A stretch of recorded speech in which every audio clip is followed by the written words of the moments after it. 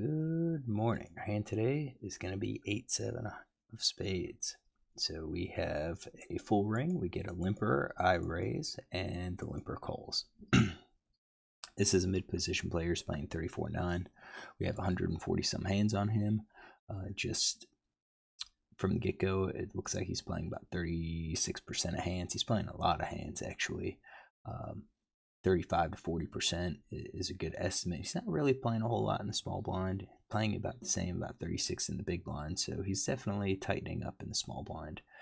His raise first in stat looks to be about 13%. It's 21% mid position. It could just be a good run of cards at 6 out of 28. Limp first in looks like 24%. So it looks like we've got about 24% overall. It's probably a good estimate with pre-flop raise around 13%, which I know I'm not going to be up to that amount. Again, it's 70 hands at this point, and it may depend on position. So he might be more likely to raise first in certain positions than others. Limp and called is about 50%. So we do have some hands, limp and called 10s, so I think we're going to have pocket pairs up to 10s. I think we're going to see suited aces. We've got like suited one gappers with the 9-7, and we have the offsuit broadways. So ace queen was in there. I would have initially said ace queen was in his pre-flop raising range. He limp and called it, so I'm going to leave it in as limp and called. We've got our suited aces. We've got our suited connectors, pocket pairs up to 10s, our offsuit broadways, our gappers. Now we're at 23.7 when I add the suited kings, so I'm like struggling to find hands that get us up to that, because I think I would have normally did something like this, and maybe not even 6-4, but you know, that's only 21%. We're missing hands here, so maybe we have some of these offsuits that we're not getting, or you know, suited kings, and so forth. So I think we're going up to, I think that's right. I don't think we go to 9-7. I just don't think. So I think we're doing that. We're not going to include the offsuit because we don't see it. We're going to keep suited hands and go with this range here. My ISO range is that's the always and the optional. I think the always is probably a little too tight for this player. I think we can expand our range just a little bit, but not as much as the optional. So you can see 8-7's in part of that optional ISO range. I think we can add like 6s and 5s, and then we can add a couple more of these suited connectors just to expand our range a bit. Adds a little bit of weaker hands to it, but we've got a bunch of suited kings that he's playing, and suited one gappers. I'm sorry, two gappers. Just the one suited two gappers, the one gappers that we're talking about, that I think we can kind of go for. So I kind of added a few more hands just to increase it. It's still 13%. It's still not overly loose, but I think that we're going to go with a range like that. Definitely a few more speculative hands, so if we connect with the low to mid cards, maybe we can get paid. Flop comes down 6-5-3 with two hearts. Oops, 6-5-3 with two hearts. So I assume he's going to check. He does donk 25% of the time. I don't think this is a board he's going to donk with. Maybe he would with like an overpair, like 7s, 8s, 9s, 10s. That's kind of risky, because if you lead out with those and a Broadway card comes, you're going to be in a tough spot, or this villain's going to be in a tough spot. The out of position player is going to be in the tough spot, because do you continue betting, or do you just kind of freeze up at that point? So I kind of feel like this is going to be just a standard check, and then it's to me. What do we do? I think here, when we look at our range, we have initiative. The board gives us some draws, so I think it's a good one just to kind of clear everything out and say, okay, what are my draws?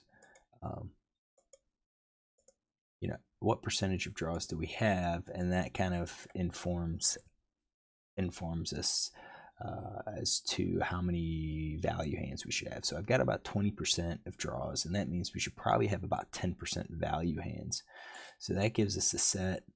It's going to be 3%. I think overpair, if we do it with all overpair, we're going to have way too much. Now, we can do it with all overpair, but then we're going to have to find some other, bluff hands. So we're at 28%. We've got to find quite a few bluff hands on this. So I kind of think that we should be,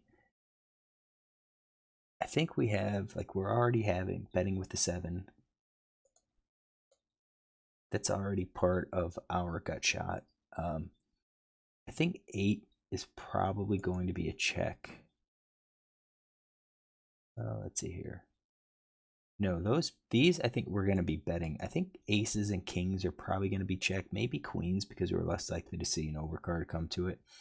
If we have a heart, that's even better, because we know we're going to be blocking those hearts. So that drops us down to 17, which is better. We still will have to find some other value hands that we can include. Actually, not value hand, bluffing hands that we can include. So I kind of feel like maybe with the black door flush draws, we're looking at maybe some of these big ones. And if we do all of them, that's still at 27%. That gets us closer. So maybe all of our 2-card backdoor flush draws, and then possibly some of your no-made hands. I would definitely go with your overcards. Maybe something like that. And you can see that very quickly gets us super high. So maybe just ace king. Maybe that's it. Definitely if you have an ace, it's going to look good, because we block a lot of the suited aces that might come along. So I think that's going to be my c-betting range. I bet 4, so I bet on the lower side. I think that's probably okay. We do that with value. We try to keep hands in on this board. I think villain's going to be weak. I think that his fold to c-bet though is 43%, 50%. I don't think he's folding a whole lot, and I don't think he's folding because he has a hand. I think he's just calling because he wants to see, the turn. So small bet size, probably okay given the situation, but saying this, I think we can definitely scale up with our higher hands, or with our better hands, and get paid, exploit them. So we bet villain calls. What is he calling with? So we're going to say he's going to call with all of these, with any pair plus. We're going to give him any flush draw, gut shots. And I think what we're going to do is give him all the aces. Just say he's calling with all of the aces.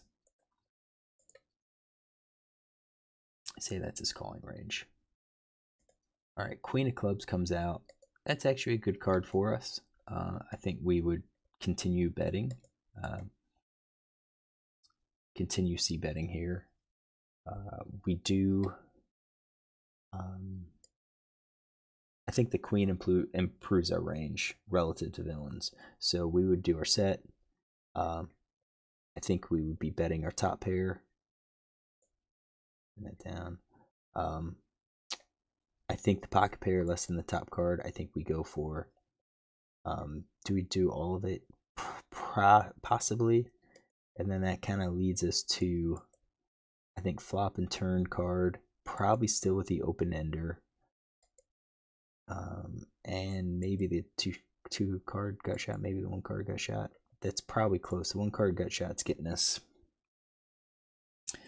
set, but I think we're going to be c-betting here, and I think we're c-betting it at a higher frequency. I bet 6, 1/3 pot. I think at this point we scale up. I think we should probably go up to half pot, maybe even 2/3 pot. Really try to increase our fold equity, especially with these hands, with these draws that we have. Even good cards, I think we're going to have to balance that with our premium hands as well. So I bet he calls. So at this point, I don't think he's going to be calling everything. I think pocket pair less than the top card, he's probably going to be calling here. If he doesn't believe that we have a card, like an overpair, he was calling on the flop, and now it's like, okay, if he's not going to believe us there, he's probably not going to believe that the queen hit us either. So I think he's going to call us with those cards. I think he's calling with our flushes and with our open enders, probably not our gut shot, so we're going to give him that. So you can see that we are still running pretty close on equities. King of diamonds comes out. Villain checks. I think villain has hands that have missed.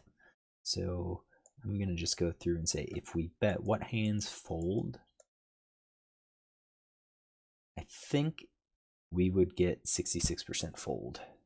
Middle pair is going to be, I think everything else is going to call.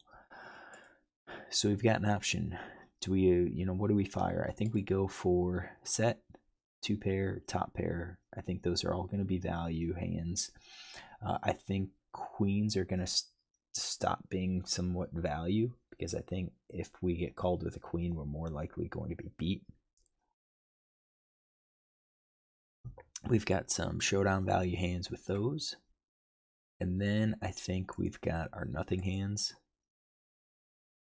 All of those I think could be just bluffs. And maybe even the ace highs. But I think with the ace highs, I think it's tough. If we have the ace of hearts, we're probably less likely to be betting. If we don't have the ace of hearts, that means the heart flush could be with villain. So I did bet. I bet larger.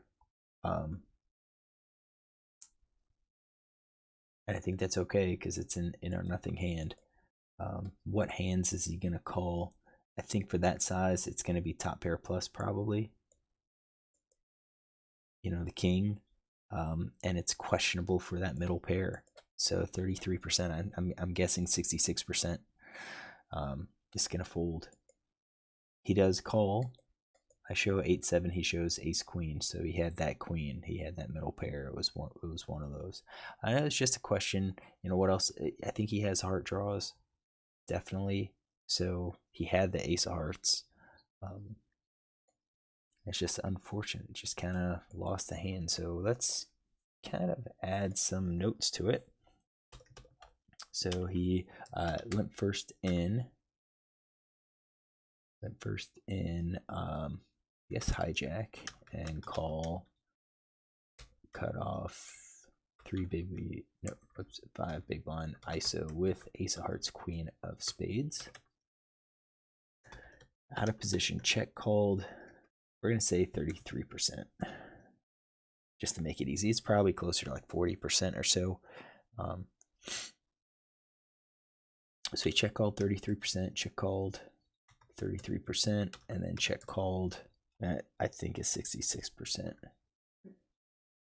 On a 6 of hearts, 5 of clubs, 3 of hearts, queen of clubs, king of diamonds. So he called with ace queen offsuit on the flop. So I do have that. If we go back to here, we basically gave him the aces because people do that. People do that.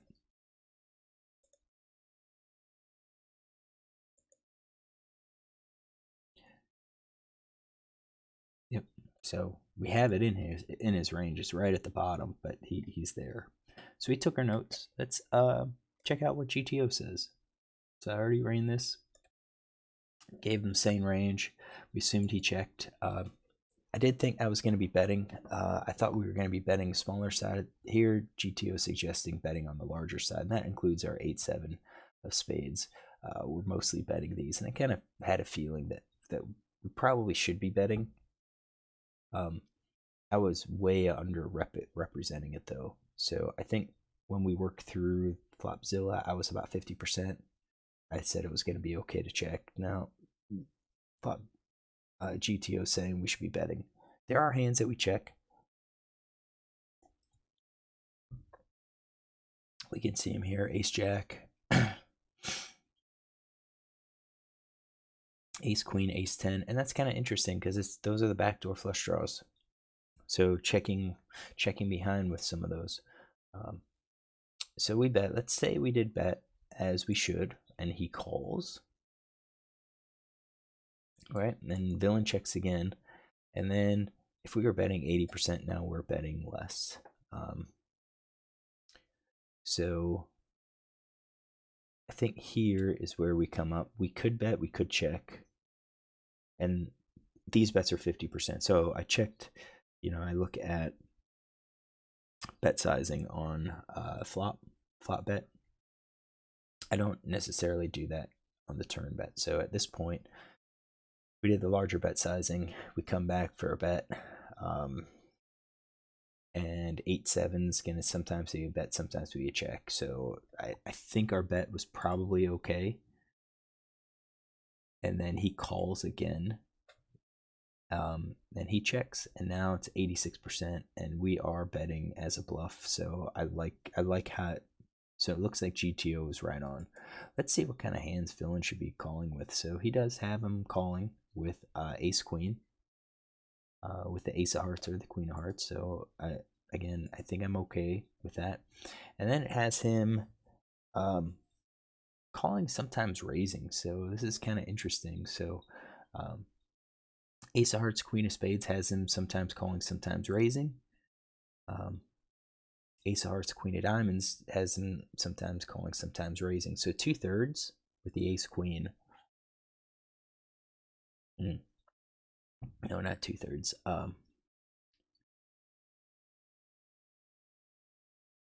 Check raising some of those. Check raising when you don't have the ace of hearts. Okay. When you don't have the ace of hearts, you can check raise. When you do have the ace of hearts, you're checking, and that seems odd.